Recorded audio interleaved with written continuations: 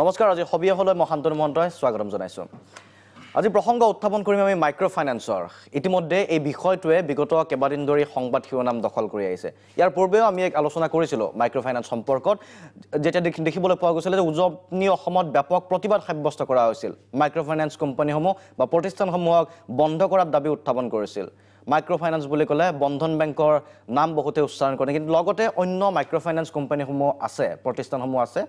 আসলতে সুবুৰীয়া বাংলাদেশত যি ধৰণে এটা ৰিভলিউচন বা বিপ্লৱৰ সূচনা কৰিছিল মাইক্ৰ ফাইনেন্সে কিন্তু ভাৰত বা বিশেষকৈ আমাৰ অসমত বহু সময়ত কিন্তু ব্যৰ্থ হোৱা পৰিলক্ষিত হৈছে অভাৱ অভিযোগ বিভিন্ন ধৰণৰ উত্থাপিত হৈছে প্ৰসংগ এই ধৰণে হৈছে যদি গ্ৰাম্য অৰ্থনীতি উন্নীতকৰণৰ বাবে আমি মাইক্ৰ ফাইনেন্সক ব্যৱহাৰ কৰিছো তেনেস্থলত কিয় আজি এই ধৰণৰ এটা পৰিৱেশৰ সৃষ্টি হৈছে বহু সময়ত জোৰ জুলুম কৰাৰ অভিযোগ উত্থাপিত হৈছে মাইক্ৰ ফাইনেন্স কোম্পানীসমূহৰ বিৰুদ্ধে কিন্তু সঁচাকৈয়ে মাইক্ৰ ফাইনেন্স কোম্পানীসমূহে জোৰ জুলুম কৰিছে নেকি ভুল কাৰ গ্ৰাহকৰ নে প্ৰতিষ্ঠানৰ ৰাইজৰ মনত যি ধৰণৰ প্ৰশ্ন আছে যে যদি ঋণ পৰিশোধ কৰিব নোৱাৰে উপায় কি আছে পৰিশোধ নকৰিলে কি কৰিব লাগিব কাৰণ বিভিন্ন সময়ত আমি বিভিন্ন বাতৰি দেখা পাইছো বিভিন্ন ঘটনা ঘটিছে বহুতে আত্মহত্যাৰ দৰে কাম কৰা পৰিলক্ষিত হৈছে তাৰ পিছতে ঠায়ে ঠায়ে প্ৰতিবাদ বিদ্ৰোহ শেহতীয়াকৈ আজি নাজিৰাত দেখা পোৱা গৈছে এটা প্ৰতিষ্ঠানৰ বিৰুদ্ধে যথেষ্ট প্ৰতিবাদ সাব্যস্ত কৰা পৰিলক্ষিত হ'ল অভিযোগ এই ধৰণৰ আছিল যে মাইক্ৰ ফাইনেন্স প্ৰতিষ্ঠানটোৰ বিষয়াই আসলতে প্ৰতিগৰাকী মহিলাৰ পৰা ঋণ দিয়াৰ নামত 300 টকাকৈ সংগ্ৰহ কৰিছিল আৰু তাৰ পিছতো বহুদিনলৈ ঋণ নিদিলে গতিকে এই ধৰণৰ অভিযোগ প্ৰতি অভিযোগ আছে আসলতে ইয়াৰ পূৰ্বে আমি আলোচনা কৰিছিলো যে এটা নিয়ন্ত্ৰণৰ মাধ্যমত ৰাখিব লাগিব মাইক্ৰ ফাইনেন্স দৰকাৰী যদি হয় উন্নয়নৰ বাবে গতিকে এটা কি ধৰণে নিয়ন্ত্ৰণ কৰা হ'ব আৰু পৰিশোধ ঋণ পৰিশোধ কৰাটো কিমান প্ৰয়োজনীয় পৰিশোধ নকৰিলে কি হ'ব পাৰে সেইবোৰ প্ৰসংগ আজি আমি উত্থাপন কৰিম আমি জ্বলন্ত কিছু উদাহৰণ দেখুৱাম কিছু এই ধৰণৰ দৃশ্য দেখুৱাম আসলতে পৰিৱেশ বিনষ্ট ক'ত হৈছে কিয় হৈছে তাৰ পৰিণতি কি হৈছে লগতে আজি দেখুৱাম আমি আপোনালোক জানিবলৈ দিম যিসকল প্ৰতিষ্ঠানৰ বিষয়ববীয়া আছে তেখেতসকলৰ সৈতে আমি কথা পাতিম আসলতে সমস্যাটো ক'ত হৈ আছে তেখেতসকলে কি ধৰণে সমস্যা সমাধানৰ বাবে চেষ্টা কৰিছে বা প্ৰডাক্টিভিটি কি ওলাইছে সেই সম্পৰ্কে কথা ওলাব অৰ্থনৈতিক বিশ্লেষকসকল আছে আইনজীৱী আছে আমি তেখেতসকলক স্বাগতম জনাব বিচাৰিছো প্ৰথমতে অৰ্থনৈতিক বিশ্লেষক অনন্ত কলিতা আমাৰ মাজত আছে আপোনাক স্বাগতম জনাইছো ডক্টৰ দেৱজিৎ মহন্ত আছে আন এগৰাকী অৰ্থনৈতিক বিশ্লেষক স্বাগতম জনাইছো গুণজিৎ বায়ন আছে তেখেত হেড এছেটছৰ north east small finance bank আপোনাক স্বাগতম জনাইছো শৰৎ চন্দ্ৰ দাস আছে তেখেত MD Gramin development finance private limited micro ফাইনেন্সৰ দুগৰাকীকৈ প্ৰতিনিধি লগতে শান্তনু চৰকাৰ অধিবক্তা আপোনাক স্বাগতম জনাইছো এই বিশেষ অনুষ্ঠানৰ মাজলৈ আমি যেহেতু কথা পাতি আছো মাইক্ৰ ফাইনেন্স সম্পৰ্কে মাইক্ৰ ফাইনেন্সত কি কি অসুবিধা হৈছে লগতে মই এই মুহূৰ্তত জনাব বিচাৰো সতীৰ্থ সাংবাদিক গোৱালপাৰাৰ পৰা যোগেন সূত্ৰধৰ থাকিব আৰু যোৰহাটৰ পৰা উৎপল বৰা থাকিব তেওঁলোকে কিছু পৰিৱেশ দেখুৱাব সেইসকল লোকৰ কথা ক'ব যিসকল লোকে আজি প্ৰতিবাদ সাব্যস্ত কৰিছে অসুবিধাটো কি হৈ আছে সেই কথা আমি জানিবলৈ চেষ্টা কৰিম কিন্তু প্ৰথমতে মই গুণজিৎ বায়ন আপোনাৰ ওচৰলৈকে আহিব বিচাৰিছো আপোনালোকৰ মাইক্ৰ ফাইনেন্সৰ লগত জড়িত দীৰ্ঘদিন ধৰি জড়িত আপোনালোকৰ কিমান ব্ৰাঞ্চ আছে এই মুহূৰ্তত এই মুহূৰ্তত আমাৰ 199টা ব্ৰাঞ্চৰ দ্বাৰা আমি উত্তৰ পূৰ্বাঞ্চলত কাম কৰি আছো আপোনালোকৰ ঋণ দিয়ে কাম হ'ল আপোনালোকৰ হয় আমি ঋণ দিওঁ আমাৰ টোটেল নৰ্থ ইষ্টত যিমানখন ষ্টেট আছে তাৰ লগতে ছিকিমতো আমি কাম কৰিছোঁ অৰ্থাৎ 8খন ৰাজ্যত আমি কাম কৰি আছোঁ তাৰ লগতে আমি ৱেষ্ট বেংগলৰ এটা পেচ যিটোত মানে আমাৰ ছিকিম আৰু অসমৰ মাজৰ যিটো পেচ তাতো আমি কাম আৰম্ভ কৰিছোঁ আপুনি চাগে জানে বিগত সময়ছোৱাত কিছুদিন ধৰি সংবাদ মাধ্যমত ওলাই আছে যথেষ্ট প্ৰতিবাদ সাব্যস্ত কৰিছে মাইক্ৰ ফাইনেন্স প্ৰতিষ্ঠানসমূহক বন্ধ কৰি দিব লাগে বুলি দাবী কৰিছে তেওঁলোকে ইয়াৰ কাৰণটো কি আপোনালোকৰ নিজে মাইক্ৰ ফাইনেন্স প্ৰতিষ্ঠান যি ধৰণে জোৰ জুলুম কৰাৰ অভিযোগ সেই কথাটো অস্বীকাৰ কৰে নেকি তেনেকুৱা হোৱা নাই নেকি চাওক আমি যেতিয়া আমি হেৰি পাইছোঁ কমপ্লেইন পাইছোঁ বা এনেধৰণৰ ইছ্যুবিলাক ওলাইছে তাত সাধাৰণতে আমি ডিচি অফিচৰ লগতো কথা পতা হৈছে বা বেলেগৰ লগত কথা পতা হৈছে কি ইছ্যুটো হৈছে কি যে ইণ্টাৰেষ্ট ৰেটটো বেছি লোৱা হৈছে 2 নম্বৰতে জোৰ জুলুমকে তেওঁলোকৰ পৰা আমাৰ টিন খুলি নিছে এনেকুৱা ধৰণৰ এটা অভিযোগ আহিছে আৰু এটা হৈছে কি অভাৰলোডিং হৈছে মানুহবিলাকৰ ওপৰত বেছি পৰিমাণে তেওঁলোকক লোন জাপি দিয়া হৈছে এই তিনিটাই মেজৰ ইছ্যু এই তিনিটা ইছ্যুক লৈ পেলাই বিভিন্ন সংগঠনে সেইটো আগবাঢ়ি আহিছে তেওঁলোকৰ ইছ্যুবিলাক দেখাইছে বাট এটা কথা ক'ব লাগিব যে এই গোটেই মাইক্ৰ ফাইনেন্স ইণ্ডাষ্ট্ৰিটো এইটোক ৰেগুলেট কৰে RBI reserve bank of India এইটো ৰেগুলেট কৰে গতিকে ইয়াৰ ক্ষেত্ৰত ইয়াত ইণ্টাৰেষ্ট ৰেট কিমান হ'ব ক'ত কিমান চাৰ্জ ল'ব পাৰিব তেওঁলোকৰ কোড অফ কণ্ডাক্ট আছে কেনেধৰণে তেওঁলোকে ৰিকভাৰী কৰিব এই গোটেইখিনি কোড অফ কণ্ডাক্টৰ মাজতে সোমাই আছে এই মুহূৰ্তত যিটো অভিযোগ উঠিছে যে ইণ্টাৰেষ্ট ৰেট বেছি আছে সেইটোৰ ওপৰত আমাৰ ক্লিয়াৰ কাট মেছেজ আছে বা ক্লিয়াৰ কাট আমাৰ চাৰ্কুলাৰ আছে আৰু দ্বিতীয় কথা কি অভাৰ চাৰ্কুলাৰ আছে RBIৰ পৰা তেওঁলোকৰ চাৰ্কুলাৰ আছে যে আমি কিমান পাৰ্চেণ্টত লোন দিব পাৰোঁ মেক্সিমাম কিমানলৈকে যাব পাৰোঁ এনেধৰণৰ বহুত বিভিন্ন ধৰণৰ কেলকুলেশ্যন আছে তো নেক্সট হ'ল কি যে আমি অভাৰ লেণ্ডিং যে মানুহৰ তাত বেছিকৈ লোন সোমাইছে বহুত অনুষ্ঠানে আহি পেলাই বেছিকৈ লোন এজন মানুহকে বহুত দিয়া হৈছে তাতো RBIৰ গাইডলাইনছ আছে যে ইমানখিনি মানুহৰ ইমানটা নম্বৰ অফ লোন দিব পাৰে ইমানটা লোন এজন ভংগ হৈছে সেই গাইডলাইনছ ভংগ কৰা হৈছে চাওক কিছুমানৰ ক্ষেত্ৰত এনেকুৱা নিয়ম আছে ধৰক এই মাইক্ৰ' ফাইনেন্স বস্তুৰ এনেকুৱা নহয় যে এটা নিৰ্দিষ্ট ইনষ্টিটিউশ্যনে কৰিছে বিভিন্ন ব্যক্তিগত খণ্ডৰ বেংকেও কৰি আছে আমাৰ নিচিনা স্মল ফাইনেন্স বেংকেও কৰি আছে মাইক্ৰ' ফাইনেন্স ইনষ্টিটিউশ্যনে কৰি আছে কোঅপাৰেটিভ বেংকবিলাকে কৰি আছে RBIয়ে কৰি আছে গোটেই লগ লাগি পেলাই এই ছেক্টৰটোৰ লগত জড়িত হৈ আছে গতিকে অকল মাইক্ৰ' ফাইনেন্স ইনষ্টিটিউশ্যন বুলি যদি মই কওঁ তেতিয়াহ'লে ভুল কোৱা হ'ব কাৰণ ইয়াতে প্ৰাইভেট বেংকো আছে যিসকলে তেওঁলোকৰ হাই ৰেট অফ ইণ্টাৰেষ্ট দি পেলাই তেওঁলোকে এতিয়া মাইক্ৰ' ফাইনেন্সত নামিছে আজি যদি চাওঁ আমি বিভিন্ন ডাঙৰ বেংক আছে প্ৰাইভেট বেংক যিলোকে ডাঙৰ লোন কৰিছিলে কিন্তু দেখিছে মাইক্ৰ' ফাইনেন্সত ভাল কাম চলি আছে গতিকে তেওঁলোকে মাইক্ৰ' ফাইনেন্সত নামিছে মানে লাভজনক হৈ উঠিছে নেকি ব্যৱসায়টো লাভজনক হৈ উঠিছে নেকি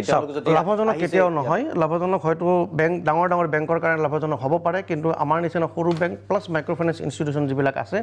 তেওঁলোকৰ কাৰণে লাভজনক ব্যৱসায় নহয় কিয় নহয় আমাৰ কষ্ট অফ ফাণ্ড যিটো হয় সেই কষ্ট অফ ফাণ্ডটো আমাৰ যথেষ্ট বেছি আমি যদি এটা বেংকৰ পৰা লোন ল'ব লাগে as a small finance bank আমিও বেংকৰ পৰা লোন লৈছোঁ বা অলৰেডি আমাৰ পৰ্টফলিঅ'ত বেংকৰ লোন আছে আজি যদি মই চাওঁ যে মোৰ পৰ্টফলিঅ'ত 12,000 কোটি 1,200 কোটি টকা আছে তাৰে ভিতৰত মোৰ বেংকৰ লোন অলমষ্ট 800 কোটি টকা আছে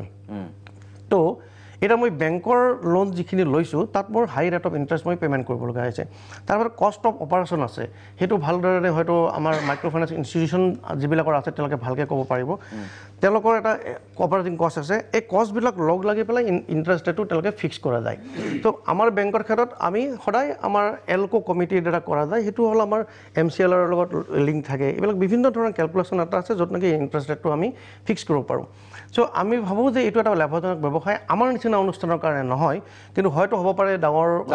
বেংকৰ কাৰণে হয়তো লাভজনক ব্যৱসায় হ'ব পাৰে সেইটো এটা কিন্তু এতিয়া যিটো অভিযোগ আহিছে যে আমি অভাৰলেণ্ডিং হৈছে সেইটো কথা মই কৈছোঁ কিন্তু কথা হ'ল যে যদি অভাৰলেণ্ডিং হৈছে এই ক্ষেত্ৰত গ্ৰাহকসকলৰো এটা সজাগতা কথা আছে ঠিক আছে সম্পৰ্কে আমি আহিম তৃতীয়টো অভিযোগৰ কথা আপুনি যিটো উত্থাপন কৰিছিলে সেইটো সম্পৰ্কে কওক কিছু জোৰ জুলুমটো কৰা হৈছে নেকি জোৰ জুলুম হয় জোৰ জুলুম কৰাটো আমিও পক্ষপাতি নহয় কেতিয়াও এইটো ক্ষেত্ৰত যদি মই এতিয়া ৰাইজকো মই অনুৰোধ জনাইছোঁ আৰু প্লাছ আমাৰ জাতীয় সংগঠনবিলাককো মই অনুৰোধ জনাইছোঁ যদি কোনোবাই জোৰ জুলুম কৰিছে তেওঁলোকে RBIৰ কোড অফ কণ্ডাক্ট ভংগ কৰিছে ষ্ট্ৰেইট ফৰৱাৰ্ড তেওঁলোকৰ হৈ পেলাই তেওঁলোকৰ কাৰণে যদি কমপ্লেইন কৰিব লাগে তেওঁলোকে কমপ্লেইন কৰিব পাৰে RBI কাৰণ অথৰিটি আছে আৰু তেওঁলোকৰ ওপৰত যদি কিবা বিহিত ব্যৱস্থা ল'ব লগা আছে তেওঁলোকক কৰিব পাৰে কিন্তু মোৰ এটাই ঘূৰাই দিব পৰা নাই ঘৰৰ পৰা টিন খুলি অনা নিয়ম হয়তো ক'তো নাই ডেফিনেটলি কৰিব নোৱাৰে সেইটো গৰু ছাগলী উঠাই আনিব নোৱাৰিব নিশ্চয় নোৱাৰে ভাবুকি প্ৰদান কৰিব নিশ্চয় নোৱাৰে এইটো আৰু ৰিকভাৰ কৰাৰ কাৰণে আচলতে তেওঁলোকে যে সেই ঋণখিনি ঘূৰাই দিব উভতাই দিব যি গ্ৰাহকে লৈছে তাৰ কাৰণে কিবা ব্যৱস্থা আছে নেকি আপোনালোকৰ ফালৰ পৰা ব্যৱস্থা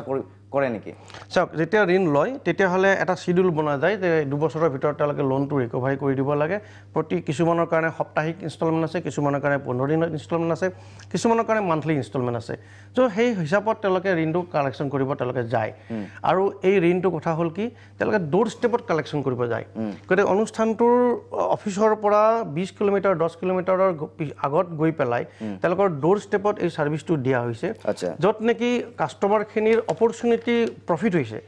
যদি সেই লোনটো তেওঁ ছাৰ্ভিচ কৰিবৰ কাৰণে 20 কিলোমিটাৰ আহিবলগীয়া হ'লহেঁতেন বেংকলৈকে তেতিয়াহ'লে হয়তো তেওঁলোকৰ এদিনৰ হাজিৰাটো নোহোৱা হ'লে হয় সেইদিনা হয়তো তেওঁলোকৰ ঘৰৰ চোলা নজ্বলিলেহেঁতেন গতিকে এইখিনি মানুহ গৈ যেতিয়া ছাৰ্ভিচটো দিছে গতিকে তাত কষ্ট অফ ফাণ্ডটো অলপমান অপাৰেশ্যন কষ্ট অলপ বেছি আছে আৰু সেইকাৰণে মই আহিম পুনৰ আপোনাৰ ওচৰলৈকে মই শৰৎ চন্দ্ৰ দাস আপোনাৰ ওচৰলৈকে আহিব বিচাৰিছোঁ গ্ৰামীণ ডেভেলপমেণ্ট ফাইনেন্স প্ৰাইভেট লিমিটেড আপোনালোকে ক'ৰ পৰা চলাই এইটো প্ৰতিষ্ঠানটো হেড অফিচ তোমাৰ ছয়গাঁৱত আছে গুৱাহাটীত ব্ৰাঞ্চ আছে এনেকে কিমান ব্ৰাঞ্চ আছে 26টা ব্ৰাঞ্চ আছে টোটাল 26টা ব্ৰাঞ্চ আছে সৰু মানে মাইক্ৰ' ফাইনেন্স ইনষ্টিটিউচন গতিকে এই যি ধৰণৰ অসুবিধা হৈছে সেই অভিযোগবোৰতো আপোনালোকেও পাইছে এই ধৰণৰ কথাও কোৱা হয় যে টাৰ্গেট দিয়া হয় কথাটো সঁচা নেকি যিসকল ঠিক এজেণ্ট নহয় আপোনালোক কৰ্মচাৰী হ'ব চাগে যিসকল কৰ্মচাৰী আছে তেওঁলোকক টাৰ্গেট দিয়া যে ইমান লোন দিবই লাগিব হয় হয় দিয়া হয় নাই এইটো নহয় আচলতে দেখি চাওক এতিয়া ইয়াত কথাটো অলপমান মই আগৰ পৰা ক'ব লাগিব আচলতে আমি যিটো ষ্টাৰ্ট কৰিছিলোঁ আমি ইনফেক্ট RGVN আছিলে আমি NGOৰ পৰা ষ্টাৰ্ট কৰিছিলোঁ যে আমি লাইভলিহুডৰ কাম কৰিছিলোঁ তাত যেতিয়া ক্ৰেডিটৰ মানে প্ৰয়োজন হৈছিলে তেতিয়া আমি সৰু সৰু আমি NGOৰ পৰাই ক্ৰেডিট দিয়া আৰম্ভ কৰিছিলোঁ কিন্তু অভাৰ এ পিৰিয়ড অফ যেতিয়া মানে ধৰক অলপ বস্তুটো ডাঙৰ হ'ল তেতিয়া ৰিজাৰ্ভ বেংকৰ নিয়মৰ কথা আহিল তো তেনেকৈ আমি NBFC MFI হ'লোঁ কিন্তু আজিৰ তাৰিখতো আমি এতিয়া এটা সাধাৰণ অনুষ্ঠান বহুত সৰু অনুষ্ঠান কিন্তু ইয়াত কেনেকুৱা হ'ল এতিয়া ধৰক কিছুমান বহুত ডাঙৰ ডাঙৰ অনুষ্ঠান আহিছে গতিকে তেওঁলোকৰ ধৰক হয়তো তেনেকুৱা টাৰ্গেট থাকিব পাৰে যে মাহটোৰ ভিতৰত ইমান বিজনেছ কৰিব লাগিব ইমান মানে ক্লায়েণ্ট আনিব লাগিব তেনেকুৱা টাৰ্গেট তেওঁলোকৰ থাকিব পাৰে কিন্তু আমাৰ দৰে সৰু অনুষ্ঠানবিলাকৰ কিন্তু তেনেকুৱা টাৰ্গেট কেতিয়াও নাই ইনফেক্ট আমি পইচাৰ কাৰণে সদায় হাহাকাৰ কৰি থাকোঁ আমাৰ পইচা নাই কাৰণ আমি সদায় আপুনি জানে সেই কথাটো যে আমি পইচা আমি বেলেগৰ পৰা লওঁ তাৰ পৰা আমি তেওঁলোকক দিওঁ আকৌ ঘূৰাই আনি পেলাই তেওঁলোকক দিওঁ গতিকে ইয়াতে বায়ন চাহাবে এটা কথা কোৱা নাই যে এই যিটো অপাৰেটিং কষ্টৰ কথা কৈছোঁ আপুনি এটা চিম্পল মই ডাটা এটা দিছোঁ তেতিয়া আপুনি বুজি পাব যে আমি এই গোটেই মাইক্ৰ' ফাইনেন্সত অসমৰ যিমানখিনি পৰ্টফলিঅ' আছে মাইক্ৰ' ফাইনেন্স পৰ্টফলিঅ' বুলি কওঁ তাত এতিয়া প্ৰায় 12,000 কোটিমান টকা আছে মানে এপ্ৰক্সিমেটলি মানে এমফিনৰ ডাটা মতে এই 12,000 কোটি টকাৰ যিটো অপাৰেশ্যন সেইটো চলোৱাৰ কাৰণে এমপ্লয় আছে 15,000 মানে 15,000 মানুহে 12,000 কোটি টকাৰ অপাৰেশ্যন এটা চলায় গতিকে আপুনি যদি চাই যে এজন মানুহে বা এজন ফিল্ডৰ কৰ্মচাৰীয়ে কিমানখিনি একচুৱেলি ফিল্ডত কাম কৰিছে কাৰণ আমাৰ লোনবিলাক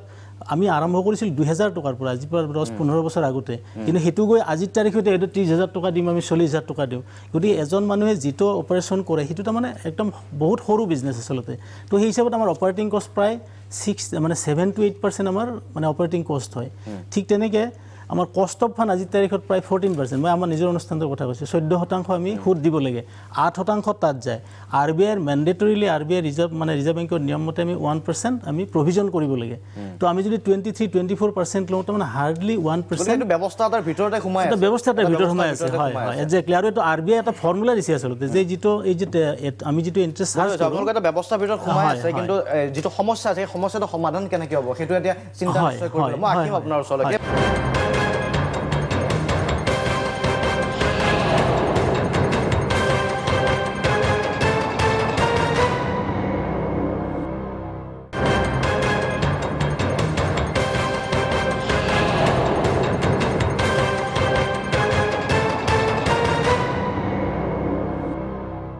উৎপল বৰাৰ ওচৰলৈকে যাব বিচাৰিছোঁ যোৰহাটত আছে সতীৰ্থ সাংবাদিক উৎপল বৰা উৎপল আপোনাৰ ওচৰলৈকে আহিছোঁ যিহেতু উজনি অসমত ব্যাপক প্ৰতিবাদ দেখা পোৱা গৈছে একাংশ মাইক্ৰ' ফাইনেন্স প্ৰতিষ্ঠানৰ বিৰুদ্ধে আৰু অভিযোগ মতে তাত সৰ্বহাৰা হৈ পৰিছে বহু লোক এই ধৰণে মাইক্ৰ' ফাইনেন্সৰ কবলত পৰা বুলি কৈছে তেওঁলোকে ফাণ্ডত পৰা বুলি কৈছে কেইবাটাও লোন জাপি দিয়া হৈছে আৰু তাৰপিছত পৰিশোধ কৰিব পৰা নাই কোনোবাই হয়তো আত্মহত্যা কৰিছে কোনোবাই ঘৰ মাটি বিক্ৰী কৰিছে কি ডাটা আছে কি তথ্য আছে আপোনাৰ ওচৰত হয় শান্তনু আপুনি কোৱাটো আচলতে এটা মই এনেকুৱা এখন ছবি দেখুৱাম শান্তনু আপুনি দেখি পেলাই ষ্টুডিঅ'ৰ পৰা অবাক হ'ব আপুনি যিটো কথা কৈছে যে সৰ্বহাৰা মই এই সৰ্বহাৰা শব্দটো এষ্টাব্লিছ হোৱা ছবিখন মই দেখুৱাই দিব বিচাৰিছোঁ মই উপস্থিত আছোঁ যোৰহাটৰ দিহিঙীয়াগুৰি অঞ্চলত এটা পৰিয়ালটোৰ লগত কথা পাতিম এই ঘৰখন এবাৰ চাই লওক যিসকল আজি আমাৰ পেনেলিষ্ট আহিছে আৰু যিসকল অসমৰ ৰাইজে দেখিছে সকলোৱে চাওক এই ঘৰটোৰ ওপৰত এটা অংশ টিং নাই এই যে টিংখিনি নাই এই টিংখিনি ধুমুহাই উৰুৱাই লৈ যোৱা নাই এইখিনি বিকি পেলাই সেই যি আচলতে মাইক্ৰ' ফাইনেন্সৰ লোন ধাৰ সেয়া মাৰি পেলাই পৰিত্ৰাণ পোৱা নাই মই তাতোতকৈ ভয়াৱহ ছবিখন ক'ব কৈছোঁ তপনে হয়তো এই ছবিটো দেখুৱাইছে অসমৰ ৰাইজে দেখিছে এইটো এটা মই এষ্টাব্লিছ আপোনালোকক ডাটা দিছোঁ যে কেনেকুৱা ধৰণে উজনি অসমত এয়া যোৰহাটৰ ছবি এতিয়া এই মই ঘৰখনলৈ আহিছোঁ এই যিটো এই ভেটিটো এই মুহূৰ্তত বিক্ৰী কৰিছে পৰিয়ালটোৱে এই গোটেই ভেটিটো এই মুহূৰ্তত পৰিয়ালটোৱে বিক্ৰী কৰিছে বিক্ৰী কৰি ইয়াৰ পৰা পৰিয়ালটো গুচি গৈ ক'ত আছে এই কথাটো শুনি লওক এই পৰিয়ালটো গৈ পেলাই যি টুকুৰা জেগা আছে সেইটুকুৰা আছে এটুকুৰা শ্মশান তাত ৰাজহুৱাভাৱে বা সেই অঞ্চলৰ ৰাইজৰ তাত যিটো আমি মৰিশালি বুলি কওঁ যিটো শ্মশান সেই শ্মশান অঞ্চলটো তাত আছে আৰু তাৰ কাষত ঘৰ এটা বনাই জুপুৰিৰ দৰে সেই পৰিয়ালটো থাকিবলগীয়া আছে এই ঘৰটো নাই এই ঘৰটো টিং নাই সোণৰ কাণৰ ফুলি সকলো দি এদায় এতিয়া মই তেওঁলোকৰ লগত কথা পাতিম এয়া হৈছে উজনিৰ ছবি এয়া হৈছে উজনিৰ এখন ভয়াৱহ মাইক্ৰ' ফাইনেন্সৰ কৰাল গ্ৰাসত পৰা এখন অত্যন্ত ভয়াৱহ ছবি মই মানুহজনৰ ওচৰলৈ আহিছোঁ এই যিজন ব্যক্তি দেখিছে এই ব্যক্তিজনে যেতিয়ালৈকে কাম কৰি থাকিব পাৰিছিলে তেতিয়ালৈকে যেনে তেনে ধাৰটো মাৰি আছিল কিন্তু ধুমুহাৰ দৰে এটা দুৰ্ঘটনাত পতিত হোৱাৰ পিছত এই মানুহজন স্থবিৰ হৈ পৰিল এই 3টি সন্তান ইয়াত দেখা পাইছে এতিয়া মই মহিলাগৰাকীৰ পৰা আৰম্ভ কৰিম আপোনাৰ কেইটা লোন ল'লে আপুনি সৰ্বমুঠ মই বন্ধনত লৈছিলোঁ বন্ধনত ধাৰ মাৰিব নোৱাৰি পেলাই বন্ধনৰ পৰা কিমান লৈছিল 40,000 লৈছিলোঁ 40,000 লৈ পেলাই আধা ধাৰ মাৰিলোঁ তাৰপিছত মানুহজনৰ মানে এক্সিডেণ্ট হ'ল তেতিয়া মই নোৱাৰা হ'ল নহয় মই য'ত ত'ত কাম কৰিবলৈ ল'লোঁ। তাৰপৰা ল'ৰা ছোৱালীবোৰ থৈ মেলি কৰি মেলি সেইদে ধাৰ মাৰি আছিলোঁ। তাৰপিছত মাৰিব নোৱাৰি আকৌ এইবোৰ টিং চিং বেচি মেলি সেয়া ঘৰ মানে বস্তুও বেচিলোঁ, ভিতৰৰ বস্তু বেচি মেলি সেইবোৰ মানে সেয়াও নোৱাৰিলোগৈ। তাৰপৰা লাষ্টত মাটি ভেটিটো বেচিবলগীয়া হ'লগৈ। এতিয়া আছে ক'ত আপুনি? এতিয়া য'তে ত'তে থাকোঁ আৰু। মানে এইফালে যে পিছফালে মই এটা ঘৰ নি পেলাই মোক দেখুৱাইছিলে, তাৰ কাষত কি মৰিখালি নেকি? মৰিখালনি আছে। আৰু ওপৰত বনাইছে নে ঘৰ কাষত? তাৰ ওপৰতে বনাইছোঁ। মৰিখালি ওপৰত বনাইছে মানে এইবোৰ গুচাই মেলি। আপোনাৰ ল'ৰা ছোৱালী তিনিটি আপোনালোকৰ? মোৰ মই মানুহজনৰ লগত অকণমান কথা মই যাম আপোনাৰ আৰু শান্তনু মহন্তে এটা কথা কওঁ যে মোৰ লগত বহু মহিলা আছে যিখিনি আৰু ভয়াৱহ কথা ক'ব। আপুনি এতিয়া কি কৰে, কাম কি কৰে? মই হাজিৰা কামেই কৰোঁ। হাজিৰা কাম আপোনাৰ মানে চলি ফুৰি পাৰিব পাৰিছে? কম পৰিমাণে আপুনি হাজিৰা কৰি এদিনত কিমান টকা পায়? 300 টকা পাওঁ। 300 টকা পায়। আপোনালোকৰ শনিবাৰে চেলাৰী হয়, পইচা দিয়ে, ধৰি লৈছোঁ 6×3 = 1800 টকা পায়। দেওবাৰেতো বন্ধ। আপুনি এসপ্তাহত কিমানকৈ পইচা দিব লাগিছিল? এসপ্তাহত মই আপোনাৰ 700 টকা বন্ধনত দিব লাগে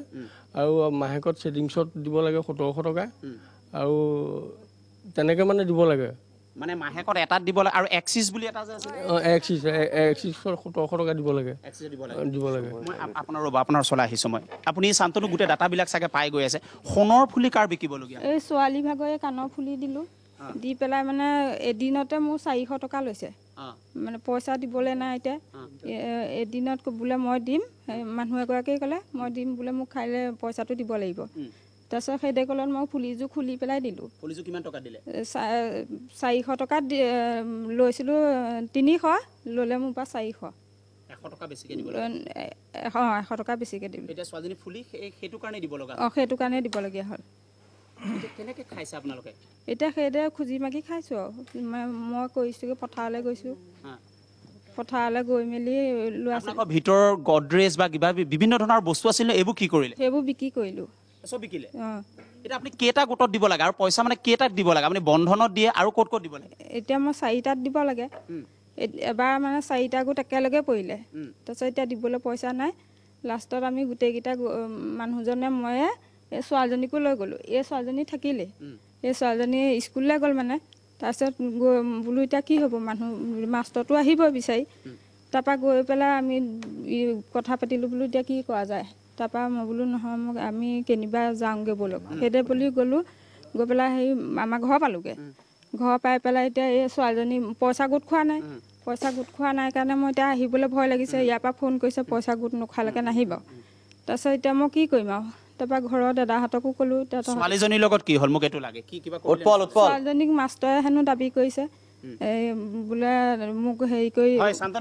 উৎপল বৰা, আপুনি তেখেতৰ পৰা জানিব পাৰে, আপুনি সুধিব পাৰে তেখেতক যে যেতিয়া তেখেতে ঋণ লৈছিল, যেতিয়া তেখেতে ধাৰ লৈছিল, কি কামৰ কাৰণে লৈছিলে? যে বন্ধন হওক বা অন্য যে মাইক্ৰ' ফাইনেন্স প্ৰতিষ্ঠানৰ পৰা তেখেতে ধাৰ লৈছিলে, কি কাম কৰিবলৈ ধাৰ লৈছিলে বা বেংকে কি কামৰ বাবে সেই টকাখিনি দিছিল, তাৰপিছত কি হ'ল? ঋণ পৰিশোধ কৰিব কিয় নোৱাৰিলে? সেই টকাখিনি কি কামত তেখেতে ব্যৱহাৰ কৰিলে? কি কামত লৈছিল, কি উদ্দেশ্যত লৈছিল আৰু ক'ত ব্যৱহাৰ কৰিলে? এই অৱস্থাটো ঠিক আছে শান্তনু মহন্ত, প্ৰশ্নটো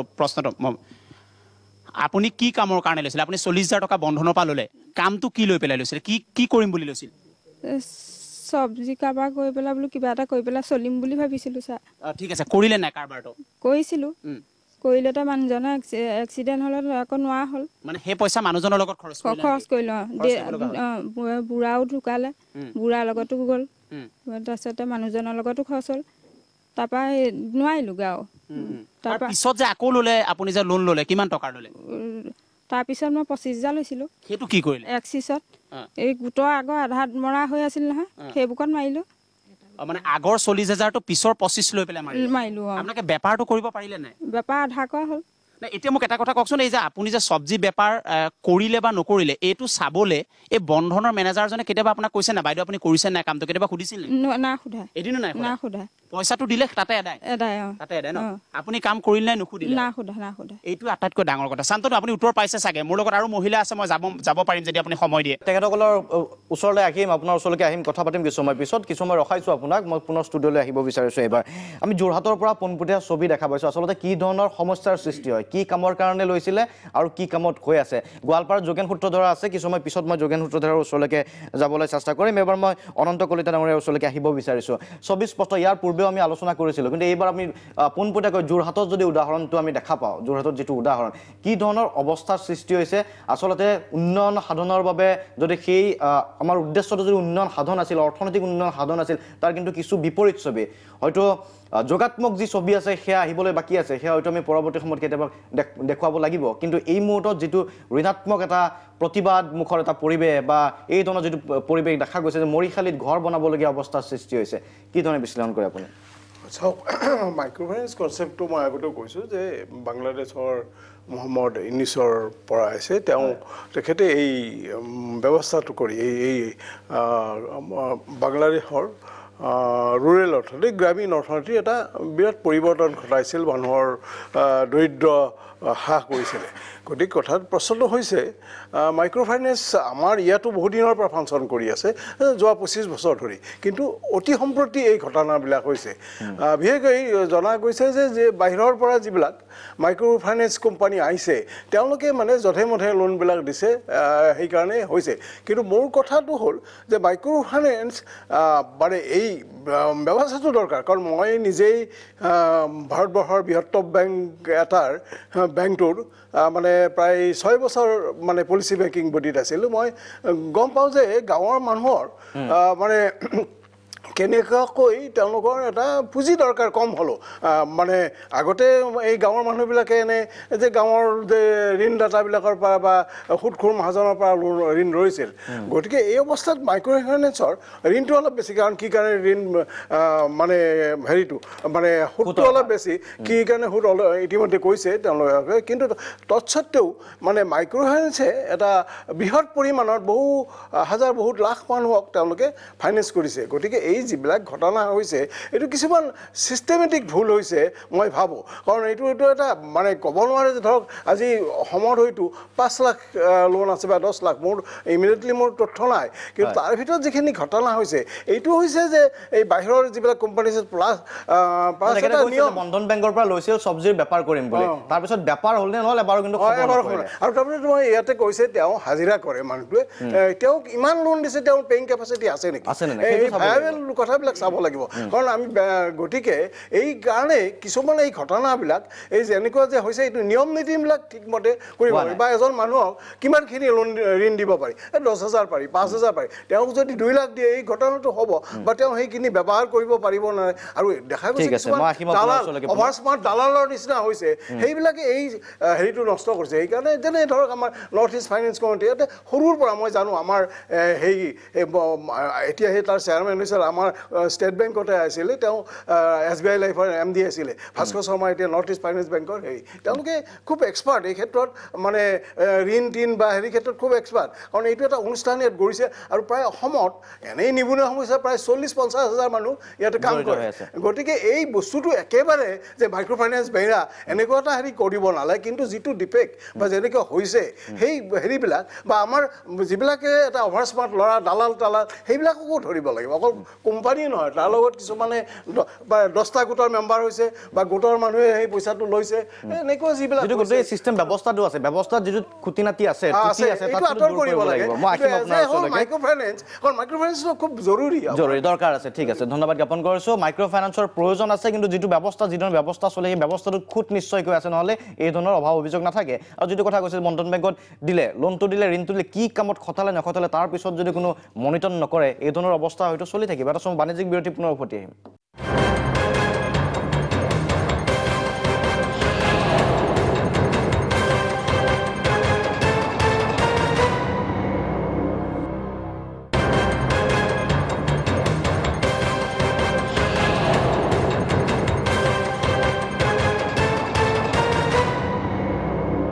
এই অনুষ্ঠানৰ পৰৱৰ্তী অংশলৈ আমি ষ্টুডিঅ'ৰ মাজলৈ আহিম, কিন্তু তাৰ পূৰ্বে মই এবাৰ গোৱালপাৰালৈকে যাব বিচাৰিছোঁ। যোগেন সূত্ৰধাৰ আছে সতীৰ্থ সাংবাদিক। যোৰহাটৰ দৃশ্য দেখুৱাইছিলোঁ। যোৰহাটত উজনি অসমত আচলতে কি ধৰণৰ প্ৰভাৱ পৰিছে, কাৰণ প্ৰতিবাদ উজনি অসমৰ পৰা বেছিকৈ সাব্যস্ত হৈছে। এইবাৰ যোগেন সূত্ৰধাৰৰ ওচৰলৈকে আহিছোঁ। গোৱালপাৰা বা নামনি অসমত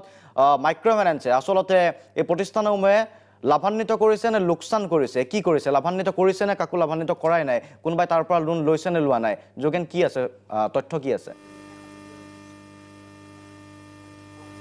হয় শান্তনু ক'ব লাগিব যে মাইক্ৰ' ফাইনেন্স ইয়াৰ গোৱালপাৰাই নহয় নামনি অসমৰ প্ৰতিটো জিলাতে 10ৰ পৰা 20টাকৈ এনে মাইক্ৰ' ফাইনেন্স আছে তেওঁলোকে বিশেষকৈ গ্ৰাম্য অঞ্চলৰ মহিলাসকলক তেওঁলোকে লোন দিয়ে আৰু এই লোন দিয়াৰ পিছত এই লোন সংগ্ৰহ কৰাত বিভিন্ন ধৰণৰ কৌশল ৰচনা কৰিছে আৰু এনেকি যিসকল মহিলাই লোন হৰে সেইসকল মহিলাৰ কান্ধত বন্দুক থৈ তেওঁলোকে যেনিবা বন্দুকটো ফুটাইছে তেনেধৰণৰ কৌশল ৰচনা কৰিছে মাইক্ৰ' ফাইনেন্স কোম্পানীসমূহে তেওঁলোকে একোজন মহিলা গতক 10জন 15জন গতক লোন দিয়ে লোন দিয়াৰ পিছত কোনোবা এজনে যদি লোনটো পৰিশোধ কৰিব নোৱাৰে তেতিয়াহ'লে বাকীসকলক জাপি দিয়া হয় তেওঁলোকক এই লোন পৰিশোধ কৰাৰ কাৰণে তেওঁৰ পৰা টকা উঠোৱাৰ কাৰণে দাবী ধমকি দিয়ে তেওঁলোকক বাধ্য কৰায় এনে পৰিস্থিতি হৈছে এনে কাৰণতে বহু পৰিয়াল আছে যিসকলে এতিয়া ঘৰ বাৰী এৰি বিভিন্ন অংশত পলাই থাকিবলগীয়া আছে কোনোবাই আকৌ কাণফুলি কোনোবাৰ হাতৰ খাৰু বিক্ৰী কৰিও তেওঁলোকে এই ঋণ পৰিশোধ কৰিবলগীয়া হৈছে আৰু এনে পৰিস্থিতিৰ মাজতে তেওঁলোকে কেনেদৰে দুৰ্বিষহ জীৱন কটাইছে সঁচাকৈ অত্যন্ত দুখজনক কথা আৰু মাইক্ৰ' ফাইনেন্সে তেওঁলোকে অতি কম সুদৰ হাৰত তেওঁলোকে এই ধন ঋণ দিব পাৰিলেহেঁতেন যদিও তেওঁলোকে যথেষ্ট মাত্ৰ কেইমাহমান পূৰ্বে শতকৰা 30 টকাকৈ তেওঁলোকে সুদ লৈছিলে বৰ্তমান তেওঁলোকে 18 টকাকৈ সুদ লৈ আছে যাৰ ফলত বহু মহিলাই ঋণ পৰিশোধ কৰিব পাৰে ইয়াত যথেষ্ট সংখ্যক মহিলা আছে আপোনাৰ পৰা প্ৰথমে জানিব খুজিম যে আপোনালোকে লোন লোৱাৰ পিছত আপোনালোকে কিমান টকাৰ সুদ লৈ আৰু আপোনাৰ এই লোন পৰিশোধ কৰিব পাৰিছে আৰু মহিলাকৰ কি অৱস্থা সৃষ্টি হৈছে তাৰমানে লোনটো দিয়ে অকল মাত্ৰ ভোটৰ আইডিখন লৈ পেলাই লোনটো দিয়ে কিন্তু মানে কি হৈছে সুবিধা আছে যদিও অসুবিধা বেছি তাৰ মানে এটা কোনোবাই এটা লোন দিছে তাৰপিছত আৰু বেলেগ বেলেগ মানে বহুত কেইটা আছে অজগৰ আছে বিধিকা আছে কি সেটিং আছে সেইবিলাকৰ লোন দিয়াৰ ফলত একজনী মহিলাৰ বহুত মানে দিব লগা হোৱাৰ ফলত মানে মানুহবিলাকে দিব নোৱাৰাৰ ফলত কি হৈছে কিছুমান মানুহ পলাই ফুৰিব লগা হৈছে কিছুমান আমাৰ লগৰে তিৰোতা এজনী পলাই ফুৰিব লগা হৈছে দিব পৰা নাই গতিকে বিৰাট অসুবিধা হৈছে আৰু মানে এনেকুৱা অৱস্থা হৈছে জানো সুইচাইড কৰি মৰিব নেকি সেনেকুৱা অৱস্থা হোৱাৰ নিচিনা হৈছে আমাৰ ভয়ে লগা হৈছে মানে আমি যিজনে আমাৰ লগতে যিজনী তিৰোতাই মানে লুকাই ফুৰিছে সেইজনী যে সুইচাইড যে কৰা নাই মানে সেয়ে কিন্তু আমাৰ ভয় লাগে তেওঁ যে সুইচাইড নকৰিব সেনেকুৱা অৱস্থা হৈ আছে যোগেন উত্তৰদাৰ আপুনি তেখেতৰ পৰা যোগেন হ'ব তাৰমানে আপুনি তেখেতৰ পৰা জানিব বিচাৰিব পাৰে যদি ঋণ পৰিশোধ কৰিব পৰা নাই তেখেতে কিয় লৈছিলে লোন লৈছিলে কিয় ঋণ কিয় লৈছিলে আচলতে নিজে বিচাৰি আহিছিল এজেণ্ট বা যিসকল কৰ্মচাৰী থাকে তেখেতসকলে বিচাৰি যায় নে তেওঁলোকে এপ্ৰ'চ কৰিছিল কোনে আচলতে এপ্ৰ'চটো কোনে কৰে তেখেতসকলে গম পাইছিল নে পোৱা নাছিল যে ঋণটো লোৱাৰ পিছত এই ঋণটো পৰিশোধ কৰিব লাগিব ইণ্টাৰেষ্ট কিমান আছিল সেই ইণ্টাৰেষ্টখিনি দিব পাৰিব নে নোৱাৰিব কি কামত লৈছিলে সুধিব পাৰে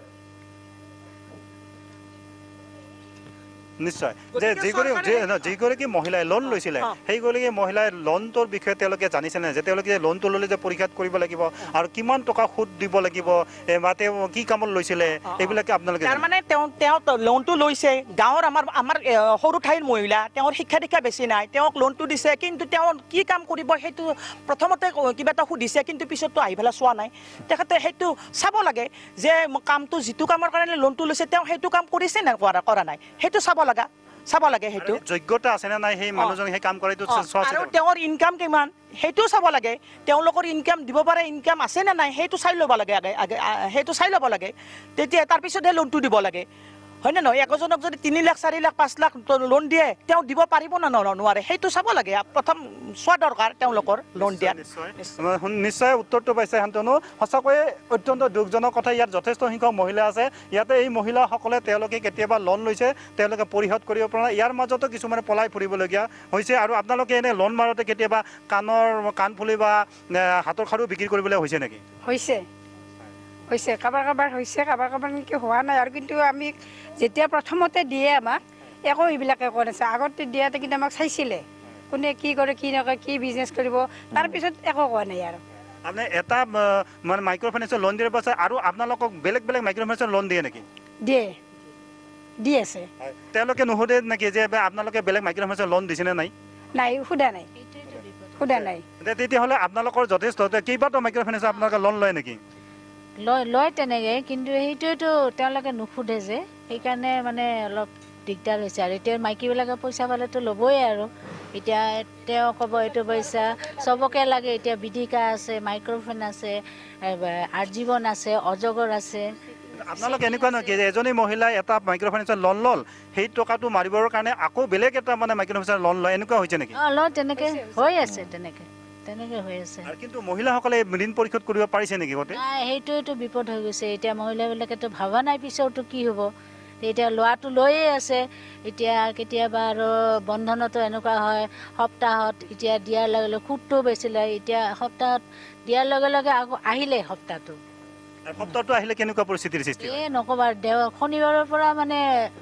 কি কৰিব লাগে যা যোগাৰ কৰিব লাগে নিশ্চয়কৈ এই মহিলাসকলে লোনটো পৰিশোধ কৰিব নোৱাৰে কেনেকুৱা হয় যে আপোনালোকৰ কেনে পৰিস্থিতিৰ সৃষ্টি হয় আৰু আপোনালোকে লোনটো পৰিশোধ কৰে কি কৰিবলগীয়া হয়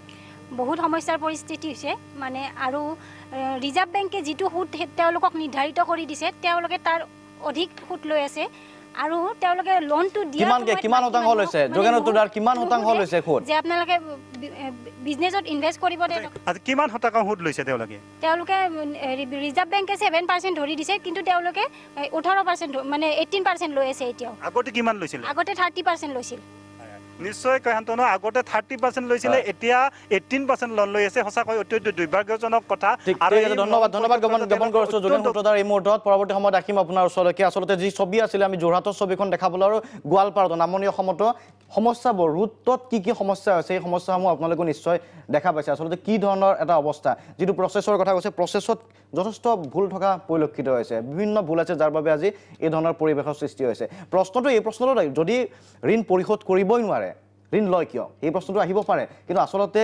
ধন যদি হাতৰ ওচৰত পৰিছে নোলোৱাকৈ নাথাকে মানুহে অফাৰ কৰাৰ পিছত লৈ লৈছে কিন্তু তাৰ পিছত যি ধৰণৰ ব্যৱস্থা হ'ব লাগিছিল সেই ব্যৱস্থাখিনি হোৱা পৰিলক্ষিত হোৱা নাই সমাধানৰ কথা আমি আলোচনা কৰিব লাগিব এটা সময় বাণিজ্যিক বিৰতিৰ পিছত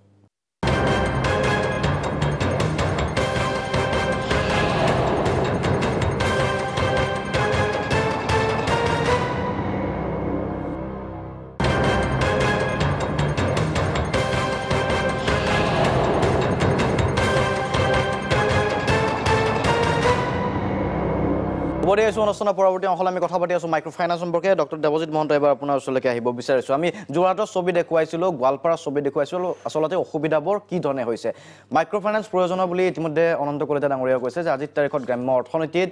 মাইক্ৰ' ফাইনেন্সৰ দৰকাৰ আছে হয়তো হাতত পইচাৰ দৰকাৰ আছে কিন্তু যিটো ব্যৱস্থা সেই ব্যৱস্থাত খুঁত নিশ্চয়কৈ ৰৈ গৈছে যাৰ বাবে এই ধৰণৰ প্ৰতিবাদ সাব্যস্ত কৰা হৈছে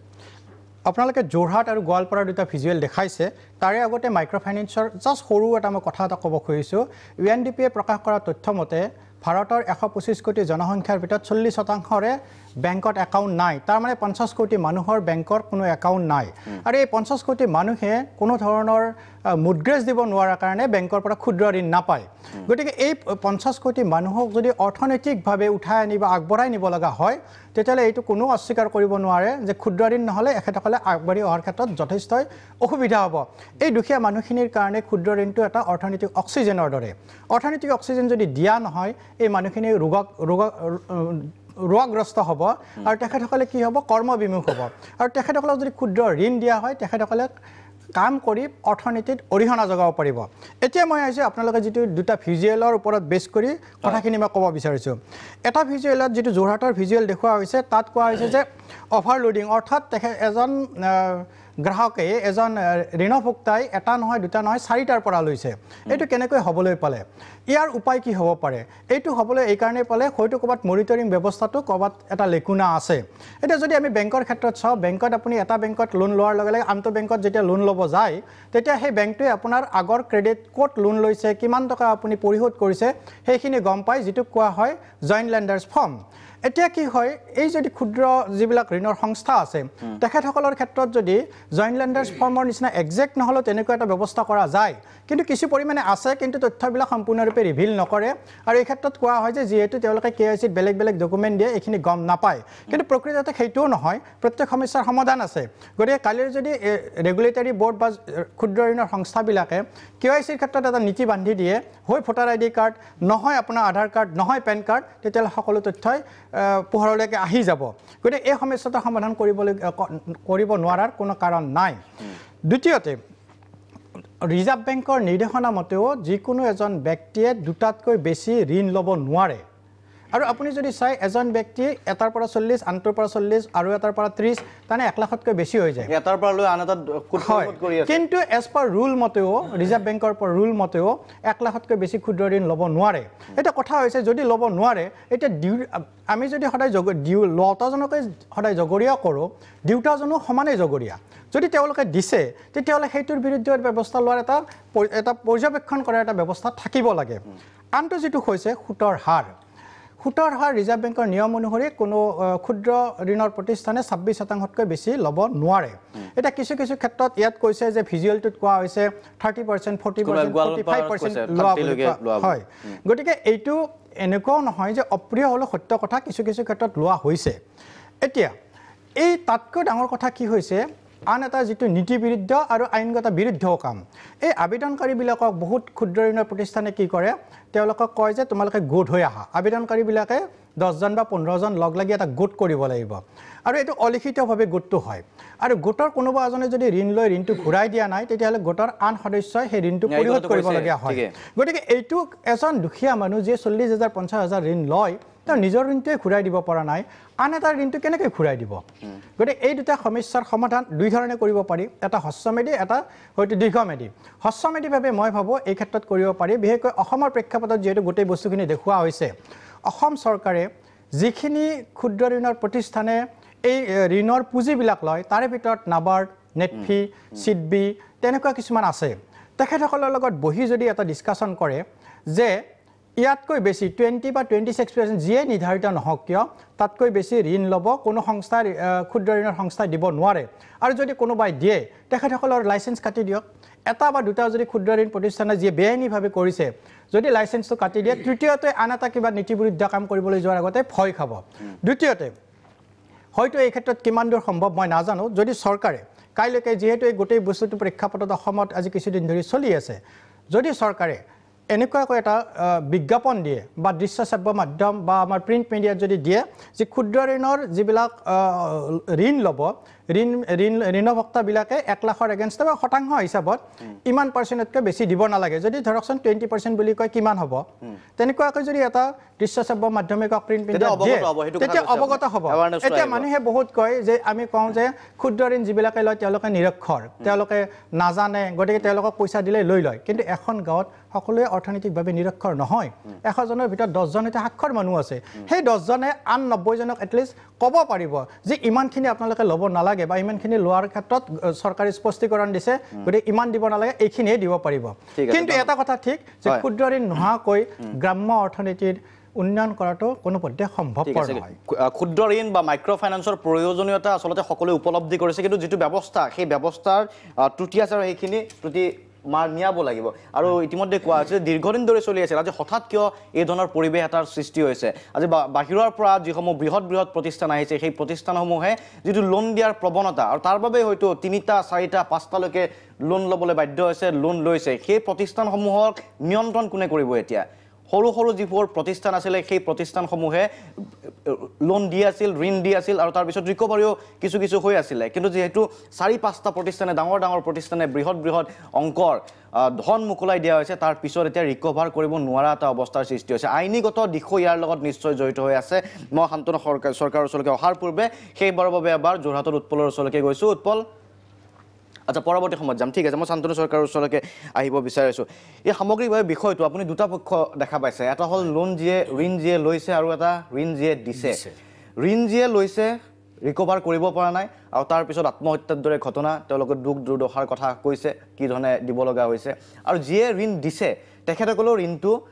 মুকলাই নিয়াৰ ক্ষেত্ৰতো কিন্তু কোনো ধৰণৰ এতিয়া তেওঁলোকৰ হাতত উপায় নাই কাৰণ কোনো মৰ্টগেজ নাথাকে একো নাথাকে এতিয়া উভয় পক্ষৰে ক্ষতি কিন্তু হৈ আছে তাত আইনে এই দুইটা পক্ষক কি ধৰণে চাই এটা আজিৰ মঞ্চত দেখা গৈছে যে যি মানে মাইক্ৰ ফাইনেন্সৰ দ্বাৰা যি ক্ষুদ্ৰ ঋণ দিয়াৰ যিটো ব্যৱস্থা কৰিছে সেয়া নিশ্চয় যে গ্ৰামাঞ্চলৰ যি অৰ্থনীতি সবল কৰাৰ হকে বা উন্নতি কৰাৰ হকে এক বিশেষ অৱদান হয়তো বাংলাদেশত আগবঢ়াৰ দৃষ্টান্তমূলক কথাখিনি আমাৰ কলিতা ডাঙৰে ইতিমধ্যে মানে কৈছে আলোচনা কৰিছে মহন্ত ডাঙৰীয়াও কিছুমান কথা কৈছে যে য'ত মনিটৰিং প্ৰপাৰ মনিটৰিঙৰ অভাৱ হৈছে যিসকল আজি বিত্তীয় অনুষ্ঠান প্ৰতিষ্ঠানে বা মাইক্ৰ' ফাইনেন্সে আজি হিতাধিকাৰীসকলক যি লোন বা ঋণ তেওঁলোকে দিছে সেই ঋণ দিওঁতে তেওঁলোকৰ যিহেতু এটা নিৰ্ধাৰিত সীমা থাকিব লাগে আৰু তেওঁলোকে যিজন ঋণ লওঁতা সেই ঋণ লওঁতাৰ যিটো বেকগ্ৰাউণ্ড বা যিটো এই কি ফৰ্মৰ কথা কৈছে মহন্ত ডাঙৰীয়া হয় সেই তেনেধৰণৰ ব্যৱস্থা হয়তো মানে নথকাৰ কাৰণেও হয়তো বিত্তীয় অনুষ্ঠান প্ৰতিষ্ঠানসমূহে গম নাপায় যে আজি কোনোবা ঋণ লওঁতাই আগতে ইয়াৰ পূৰ্বেও আৰু একাধিক তেওঁলোকে ঋণ লৈছে নে নাই আৰু বিশেষকৈ এই মাইক্ৰ' ফাইনেন্সৰ বিষয়ববীয়াসমূহ কৰ্মচাৰীসকল আজি ফিল্ড ভেৰিফিকেশ্যন কৰিহে লোন দিয়াটো উচিত ইতিমধ্যে যোৰহাটৰ আমি ভিজুৱেলত গম পাইছোঁ যে দিন হাজিৰা কৰা কোনো এটা পৰিয়ালে যদি আজি 40,000 এবাৰ 25,000 অন্য এটা বিত্তীয় অনুষ্ঠানৰ পৰা মাইক্ৰ' ফাইনেন্সৰ পৰা যদি ঋণ লৈছে আজি টোটাল দেখা গ'ল যে 75,000 টকা লোন লোৱাৰ পিছত সেই পৰিয়ালটো কেনেকৈ তেওঁলোকে ঋণ পৰিশোধ কৰিব তে এই ক্ষেত্ৰত কিন্তু কিছু প্ৰপাৰ মনিটৰিং ব্যৱস্থা থাকিব লাগে আৰু তাৰোপৰি হৈছে যে আজি তেওঁলোক নিশ্চয় হৈছে নিজৰ ঘৰ দুৱাৰ এৰি বা টিনপাত ওপৰত নাই ঘৰৰ টিনপাত পৰ্যন্ত লৈছে আৰু গোৱালপাৰাৰ পিনে অভিযোগ আহিছে যে ইতিমধ্যে মানুহৰ ফোন মানে কাণ ফুলি ইত্যাদি কৰি বা ঘৰৰ বহুমূলীয়া বাচন বৰ্তন ইত্যাদি কৰিও আজি তেওঁলোকে ঋণ মোকালাবলৈ বা পৰিশোধ কৰিবলৈ বাধ্য হৈছে আৰু ইয়াতে দেখা গৈছে যিটো ফ'ৰ্চ আৰু এই ফ'ৰ্চটো কিন্তু কেতিয়াও আইনসংগত নহয় যে দেখা গৈছে হয় আজি অন্যান্য বিত্তীয় অনুষ্ঠান প্ৰতিষ্ঠানৰ পৰাও যদি আজি কোনোবা মানে মানে কাষ্টমাৰে যদি ঋণ লয় সেই ঋণ লোৱাৰ পিছত যদি ঋণ পৰিশোধ কৰিব নোৱাৰে কোনো ধৰণৰ সেই ফ'ৰ্চ যিটো ইলিগেল ফ'ৰ্চ বা ক্ৰিমিনেল ফ'ৰ্চ সেই তেনেধৰণৰ কিন্তু বাধ্য কৰাব নোৱাৰে সেই হেঁচা প্ৰয়োগ কৰিব নোৱাৰে আৰু যিটো হেঁচাত হয়তো কোনোবাই সুইচাইড কৰিবলৈ বাধ্য হৈছে বা বাধ্য হ'ব ভৱিষ্যত দিনত আগন্তুক দিনবোৰত আৰু তাৰোপৰি কিন্তু উভতাই নিদিয়াটো অপৰাধ বুলি গণ্য কৰা হয়নে নহয় এতিয়া সেইমতে যিটো আইনী ব্যৱস্থা আছে সাধাৰণতে কি হয় যে ঋণ যেতিয়া মোকলাই দিব নোৱাৰে পৰিশোধ কৰিব নোৱাৰে দেখা যায় যে আমাৰ দেৱানী আদালতত মানি চুট হয় বা অন্যান্য বিত্তীয় অনুষ্ঠান প্ৰতিষ্ঠানৰ ক্ষেত্ৰত কি হয় যে মৰ্টগেজ লোন থাকে যে আজি কিবা এটা মৰ্টগেজ ৰাখি যেতিয়া ঋণ লয় তেতিয়া সেই বিত্তীয় অনুষ্ঠান প্ৰতিষ্ঠানটোৱে সেই ঋণৰ যিটো মানে মূলধন সেই মূলধনৰ লগতে তেওঁলোকে সুদ বিচাৰি বা সুতো পৰিশোধ কৰাৰ হকে তেওঁলোকে মানি চুট ফাইল কৰে যেটো দেৱানী আদালতৰ গোচৰ বুলি আমি কওঁ সেই সম্পত্তি বাকি মৰ্টগেজ বাজেয়াপ্ত হয় আৰু তেনে ধৰণে এইটো সমস্যাটো যে মৰ্টগেজ নাই মৰ্টগেজ নাথাকিলে কি কৰিব গতিকে এইটোতো বহুত ৰিস্কি এতিয়া এই মৰ্টগেজ নথকা যেতিয়া ঋণ পৰিশোধ কৰিব নোৱাৰিব এতিয়া বিত্তীয় অনুষ্ঠান প্ৰতিষ্ঠানবিলাকে তেওঁলোকে আৰু যেহেতুকে ক্ষুদ্ৰ ঋণৰ ক্ষেত্ৰত কি হ'ব এইটো অসম্ভৱপৰ এওঁলোকৰ কাৰণেও অসুবিধাৰ সৃষ্টি হ'ব কাৰণ অন্যান্য বেংকিং সেক্টৰত দেখা যায় যে বৃহৎ পৰিমাণৰ লোন আৰু বেংকিং অনুষ্ঠান প্ৰতিষ্ঠানসকলেও কি কৰে যে যেহেতুকে মানি চুট এটা গোচৰ তৰিব হ'লে দেৱানী আদালতত যিখিনি আজি পৰিমাণ তেওঁলোকে আদালতৰ জৰিয়তে পৰিশোধ কৰাৰ কাৰণে মানে অৰ্ডাৰ বিচাৰিব সেইমতে যদি 1 লাখ টকা তেওঁলোকে মানে বিচাৰে লোনৰ যিটো পৰিশোধৰ এমাউণ্ট বা মূলধনখিনি হয়তো 3,000 টকাৰ তেওঁলোকে যিটো ৰেভিনিউ সেইটো নন জুডিচিয়েল ষ্টেম্পত ৰেভিনিউটো দিব লাগে তেনেধৰণে কি হ'ব আজি মাইক্ৰ' ফাইনেন্সে ইমান নিম্নবিত্তি লোকক ঋণ দিয়াৰ পিছত আজি 40,000 50,000 60,000 তেন্তে গোচৰৰ ওপৰত গোচৰ ৰুজু কৰিব লাগিব আৰু আৰু মৰ্টগেজ থাকিলে সেইটো বাৰু আমানত আপোনাৰ ওচৰলৈকে আইনী প্ৰসংগটো উত্থাপন কৰা এটা বাণিজ্যিক বিৰতিৰ সময় এটা হৈছে এটা সময় বাণিজ্যিক বিৰতি পুনৰ উভতি আহিম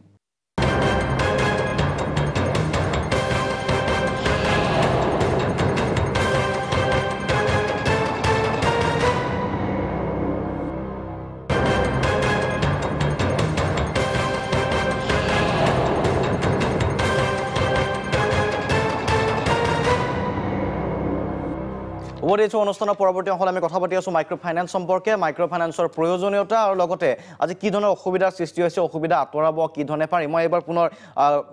যাব বিচাৰিছোঁ যোৰহাটলৈকে উৎপল বৰা উপস্থিত আছে আমাৰ লগত উৎপল আপোনাৰ ওচৰলৈকে আহিছোঁ শেষত খুব কম সময় আছে হাতত গতিকে বাকী যিসকল মহিলা আছে সেই মহিলাসকলৰ পৰা আপুনি জানিবলৈ চেষ্টা কৰিব পাৰে সমস্যা কি কি পাইছিল তেওঁলোকে আৰু আৰু এই কথাটো আপুনি জানিবলৈ চেষ্টা কৰিব পাৰে তেওঁলোকে যে ধন লৈছিল একো লাভ নহ'লেই নেকি মাইক্ৰ' ফাইনেন্সৰ পৰা ঋণ লোৱাৰ পিছত কাৰোবাৰ কিবা লাভ হৈছে নে তাত কাৰো লাভেই নহ'ল একো কিবা কাম কৰিছিল নে কৰা নাছিল তেওঁলোকে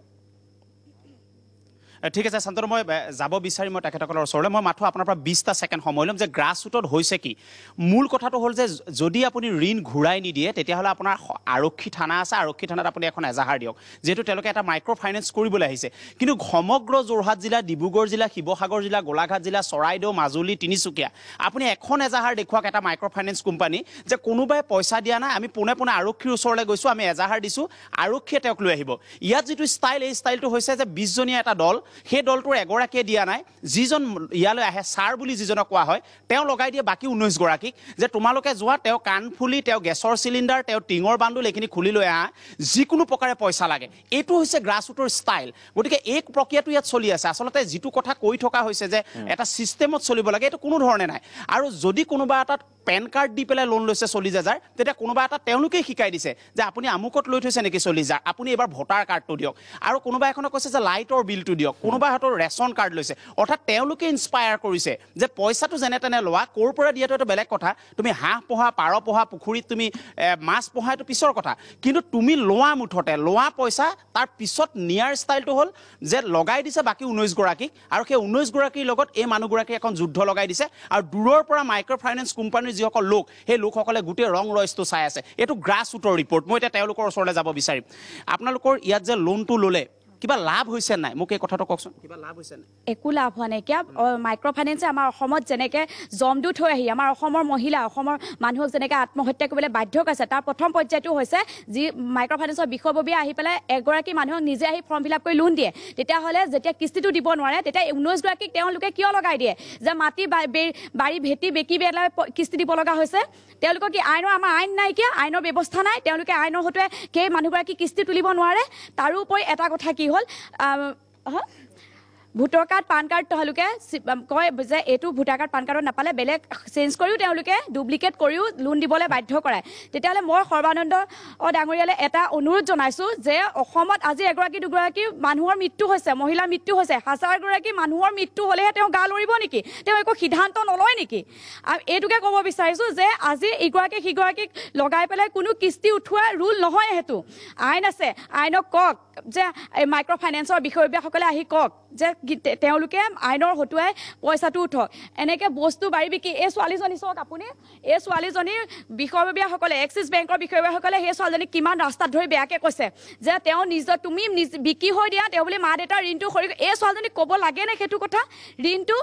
দিব লাগিবই মানে কিস্তি ধাৰ মাৰিব লাগিব এই সৰু ছোৱালীজনী 8-7 বছৰীয়া ছোৱালীজনী বিকি হৈ যাবলৈ কৈছে সেয়া কেনেকুৱা কথা হ'ব লাগিব বাইদেউ মই আপোনাৰ পৰা জানিব কিবা লাভ হৈছে নাই মই জানিব বিচাৰিছোঁ যে কিবা লৈছে আপুনি 40,000 টকা লৈছে আপোনালোকৰ কিবা লাভ হৈছে নাই গোটেই কথাটো নাই নাই আমাৰ একো লাভ হোৱা নাইকিয়া আপোনালোকে পইচাটো আনি কি কৰে পইচাটো মানে কি হৈছে আমি প্ৰথমতে ব্যৱসায় কৰিম বুলিয়ে লৈছিলোঁ ব্যৱসায় কৰিম বুলি আমি ব্যৱসায় কৰিছিলোঁ তেনেকৈ কিন্তু আমাৰ কি হৈছে প্ৰত্যেকজনী মহিলাই যেতিয়া আমাৰ এই মাইক্ৰ' ফাইনেন্সবোৰত সোমাই যাবলৈ ধৰিলে তেতিয়া আমাৰ ব্যৱসায়বোৰ বন্ধ হৈ গ'ল মানে ব্যৱসায় নচলা হ'ল ব্যৱসায় নচলা হোৱাৰ বাবে আমি লোনৰ কিস্তি পৰিশোধ কৰিব নোৱাৰা অৱস্থাত হ'লোঁ তেতিয়া কিস্তি পৰিশোধ কৰিব নোৱাৰাৰ বাবে আমি এটা গোটৰ পৰা এটা গোটত সোমাবলগীয়া হ'ল আপোনালোকে কাগজ চাইন নাই যে এইবাৰ পেন কাৰ্ড দিলে আৰু পিছৰবাৰ সেই পেন কাৰ্ডতো কেতিয়াও নাপায় তেওঁলোকে আমাক চিভিল চাওঁ বুলি কয় কিন্তু ছাৰহঁতে আমাক দিয়ে যে আপোনালোকে ভোটাৰ কাৰ্ড দিছিলে ইটো মাইক্ৰ' ফাইনেন্সত কি দিছিলে বোলে ভোটাৰ কাৰ্ড দিছিলোঁ তেতিয়া আমাক পেন কাৰ্ড দিবলৈ কয় আৰু যদি পেন কাৰ্ড দিছিলোঁ তেতিয়াহ'লে ৰেচন কাৰ্ড দিবলৈ কয় মানে তেওঁলোকে আমাক ডকুমেণ্টছবোৰ কেনেকৈ আমি লোনটো ল'ব পাৰোঁ সেই বিষয়েহে সোধে কিন্তু আপোনালোকে লোনটো লোৱাৰ পিছত যিটো উদ্দেশ্যত লয় সেইটো চাবলৈ কেতিয়াবা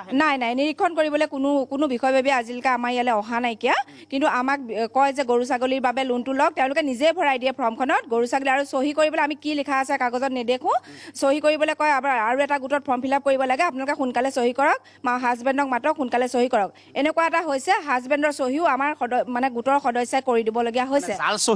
জাল চহীও হৈছে আৰু মানে ইমানে তেওঁলোকে আমাক মানে বাধ্য কৰায় যে মানে হাজবেণ্ড যদি আহি নাপায় কয় আপোনালোকে কোনোবা এগৰাকীয়ে চহীটো কৰি পেলাই আমাক মানে সোনকালে পঠিয়াওক ইয়াৰ পৰা অলপ দূৰৰ আগত এজন মানুহ আত্মহত্যা কৰিছে হয় তেওঁ গোটৰ কিস্তি দিব নোৱাৰি সেইটোতো একেই হৈছে মানে বন্ধন গোটৰ সদস্যাই গৈ পেলাই সেই মানুহঘৰ উপদ্ৰৱ কৰিছে উপদ্ৰৱ কৰিলত মানুহজনে মানে ধন্যবাদ জ্ঞাপন কৰিছোঁ উৎপল ধন্যবাদ জ্ঞাপন কৰিছোঁ যোৰহাটৰ ছবি আপুনি দেখুৱাইছে আমি এই ছবি দেখা পাইছোঁ আচলতে বিশেষকৈ অভিযোগ উত্থাপিত হৈছে বন্ধন বেংক বুলি যিটো বেংকৰ কথা বাৰে বাৰে কৈ থকা হৈছে বন্ধনক লৈ কিন্তু সমস্যা যথেষ্ট হৈছে সেইসকল লোকে ইতিমধ্যে বন্ধন বেংকৰ নামটোৱে বিশেষভাৱে উত্থাপন কৰিছে বন্ধন বেংকৰ সদস্য এইটো কৰিছে বন্ধন বেংকৰ সদস্য সেইটো কৰিছে গতিকে বন্ধন বেংকে কি ধৰণে কাম কৰিছে তাত কিন্তু দৃষ্টি ৰখাটো নিশ্চয়কৈ প্ৰয়োজন হৈ পৰিছে আহি পৰিছে এটা চমু বাণিজ্যিক বিৰতি উভতি আহিম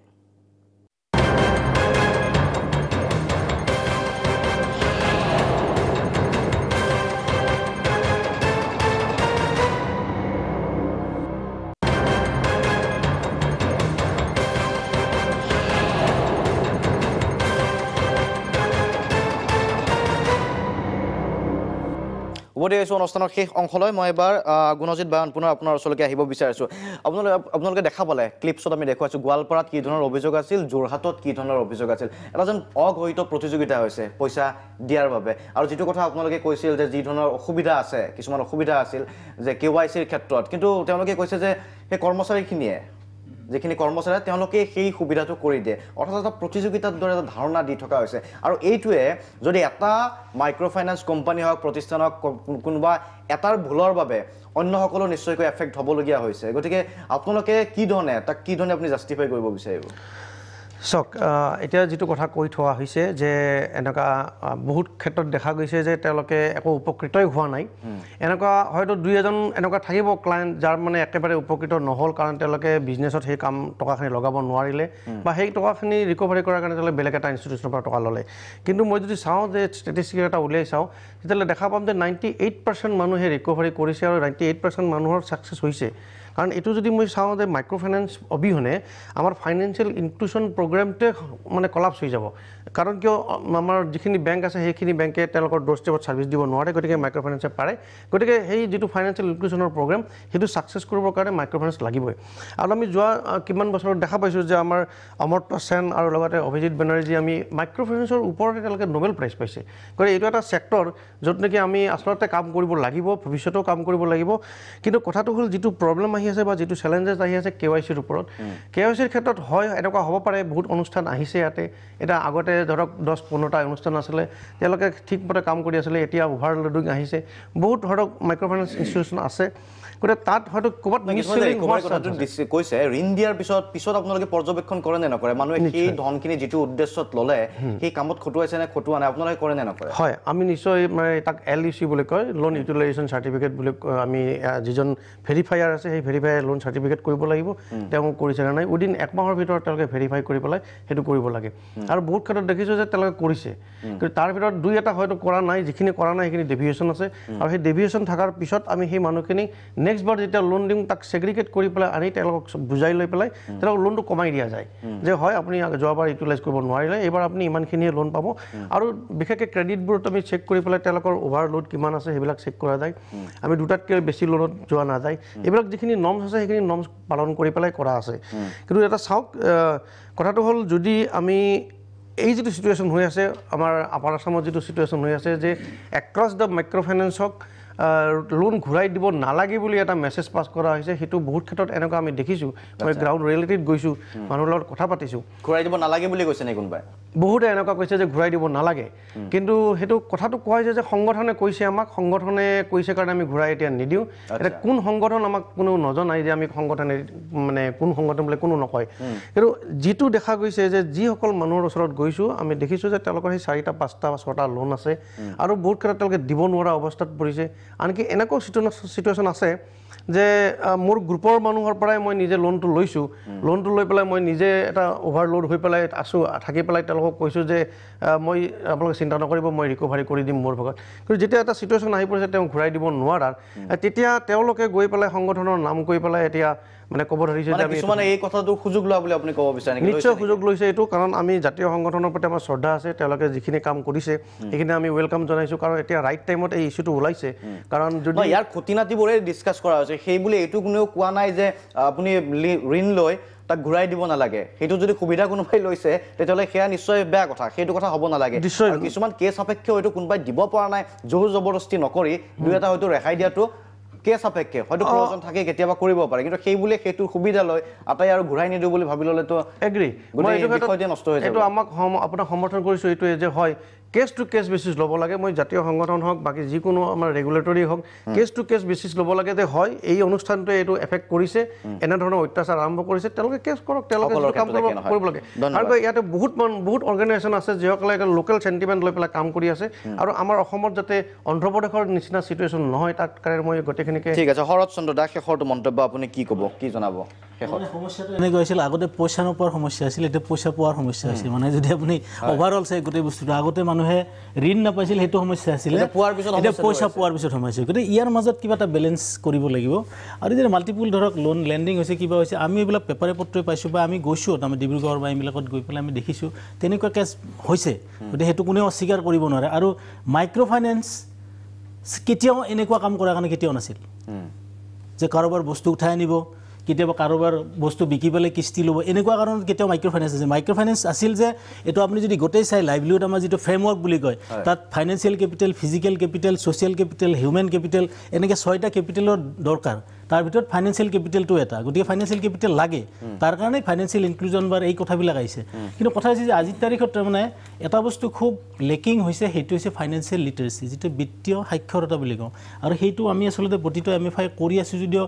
আজি এইটো প্ৰমাণিত হৈছে যে এইটো আচলতে সাফিচিয়েন্ট হোৱা নাই আৰু গ্ৰাউণ্ড লেভেললৈকে যোৱা নাই যেটো গ্ৰাউণ্ড ৰিয়েলিটি সেইটো বেলেগ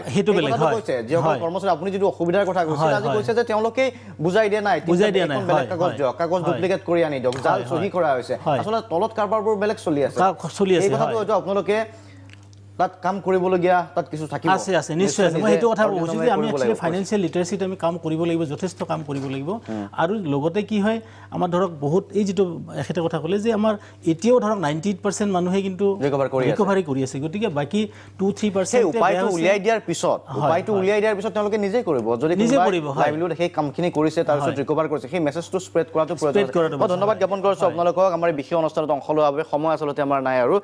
যিহেতু বিষয়টো যথেষ্ট স্পৰ্শকাতৰ গুৰুত্বপূৰ্ণ ইয়াক লৈ চৰ্চা হৈছে সমাধান সূত্ৰ কেইবাটাও ওলাইছে কিন্তু মূলতঃ চৰকাৰেও তাত দৃষ্টি দিব লাগিব এই মুহূৰ্তলৈকে কিন্তু মাইক্ৰ' ফাইনেন্সক লৈ যি ধৰণৰ ঘটনা ঘটিছে চৰকাৰে ৰাজ্য চৰকাৰে ইয়াক লৈ কোনো ধৰণৰ মাত মতা নাই এবাৰ যদি বিষয়টোক লৈ কাৰণ বিষয়টো ডাঙৰ এক বৃহৎ সংখ্যক লোকে ইয়াৰ লগত জড়িত হৈ আছে কোনোবাই ঋণ প্ৰদান কৰিছে কোনোবাই ঋণ লৈছে আৰু তাৰ পিছত কি ধৰণৰ ঘটনা ঘটিছে অন্ততঃ এখন বৈঠক মুখ্যমন্ত্ৰী সৰ্বানন্দ সোণোৱাল ডাঙৰীয়াই এৰেঞ্জ কৰিব পাৰে আৰু তেখেতে চিন্তা চৰ্চা কৰাটো এই মুহূৰ্তত যথেষ্ট প্ৰয়োজনীয় বা বিত্তমন্ত্ৰীগৰাকীয়েও এই ক্ষেত্ৰত চিন্তা কৰি চোৱাটো যথেষ্ট প্ৰয়োজনীয় কাৰণ ধনৰ লেনদেন হৈ আছে আৰু তাৰ পিছত কি ধৰণৰ ঘটনা ঘটিছে সেই কথাখিনি নিৰীক্ষণ কৰি আৰু তাক পৰ্যবেক্ষণত যদি এটা ব্যৱস্থা গ্ৰহণ কৰা হয় হয়তো সমস্যা কিছু সমাধানৰ পথ নিশ্চয়কৈ ওলাব লক্ষণ হ'ব চৰকাৰে এতিয়া কি কৰে আৰু ইয়াৰ লগে লগে আজি সবিশেষৰ পৰা মই শান্তনু মহন্ত বিদায় লৈছোঁ ধন্যবাদ